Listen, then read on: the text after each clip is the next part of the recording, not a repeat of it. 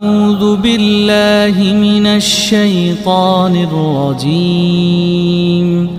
بسم الله الرحمن الرحيم اللهم صل علی محمد وعلی آل محمد وبارک وسلم وصلی علیہ۔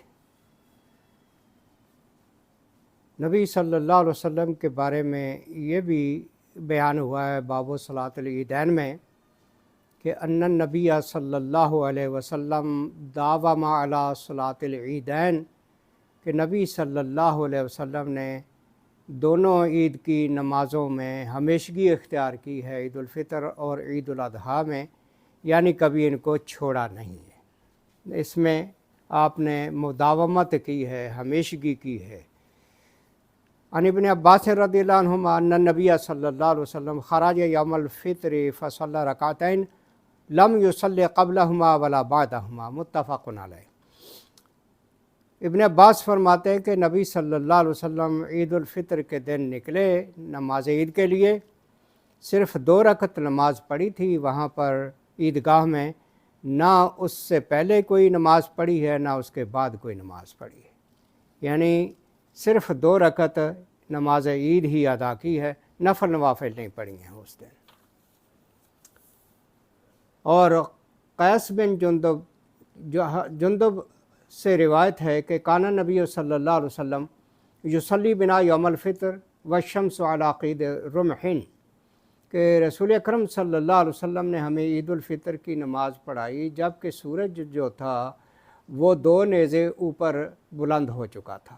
والاضحیٰ علی قید رمح، لیکن عید الاضحیٰ جلدی پڑھائی تھی جبکہ 1 نیزے کے برابر سورج بلند ہوا تھا، یعنی ٹائم بتا دیا گیا کہ کتنے بجے جو ہے عید الفطر اور عید الاضحیٰ پڑھنی۔ عید الفطر کو تھوڑا لیٹ پڑھا، 2 نیزے اوپر ہو گئے 2 نیزے کے برابر، اور عید الاضحیٰ کو جلدی پڑھا۔ عید الفطر کو جلدی پڑھنے کی حکمت یہ ہے کہ دیر سے پڑھنے کی حکمت یہ ہے کہ وہ عید کے بعد کوئی ضروری مصروفیت نہیں ہوتی، لیکن عید الاضحیٰ میں آدمیوں نے قربانیاں کرنی ہوتی ہیں، اس لیے وہ جلدی پڑھا دی گئی۔ تو تقریباً سورج نکلنے کے بعد 10 منٹ کے بعد جو ہے وہ عید الاضحیٰ پڑھا دی، تقریباً 20 منٹ کے بعد عید الفطر پڑھا دی، بس اتنا سا ہی فرق ہوتا تھا۔ ہمارے ہاں تو بہت لیٹ لوگ کر دیتے ہیں، اتنا زیادہ لیٹ نہیں ہونا چاہیے۔ ابو سعید خدری سے روایت ہے کانا رسول اللہ صلی اللہ علیہ وسلم یخرج یوم الفطر والاضحیٰ الی المصلی فاول شیء یبدأ بہ الصلاۃ، کہ نبی علیہ السلام عید الفطر یا عید الاضحیٰ میں عیدگاہ کے لیے نکلے تو سب سے پہلا کام جو کیا تھا وہ نماز پڑھائی تھی، پہلے تقریر نہیں کی تھی۔ حضرت علی کی بھی روایت یہ ہے ان من السنۃ ان تأتی العید ماشیا، کہ جب آپ عیدگاہ آئیں تو پیدل چل کے آئیں، یہ سنت ہے نبی علیہ السلام کی۔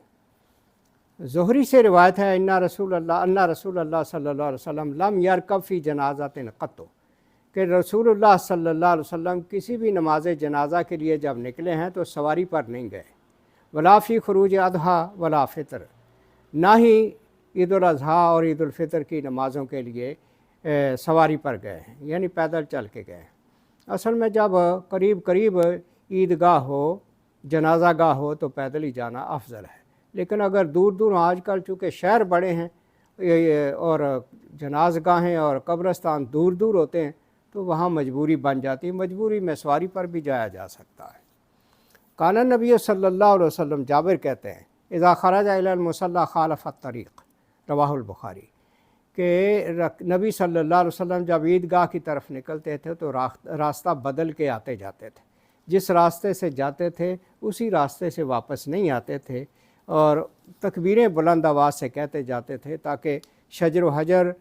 در و دیوار آپ کی تکبیرات کو سن کے قیامت کے دن کی گواہی دیں۔ حضرت عائشہ کی مرفوع روایت التکبیر فی الفطر والاضحیٰ فی الاولی 7 تکبیرات وفی الثانیہ 5 تکبیرات سوا تکبیرۃ الرکوع، یعنی زائد تکبیریں جو ہیں عید الفطر اور عید الاضحیٰ کی پہلی رکعت میں 7 تکبیریں ہیں، دوسری میں 5 ہیں، یہ نبی صلی اللہ علیہ وسلم نے اختیار کیا تھا۔ اور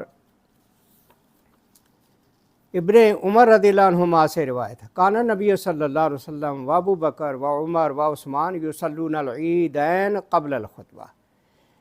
حضرت عبداللہ بن عمر فرماتے ہیں کہ نبی صلی اللہ علیہ وسلم نے خود،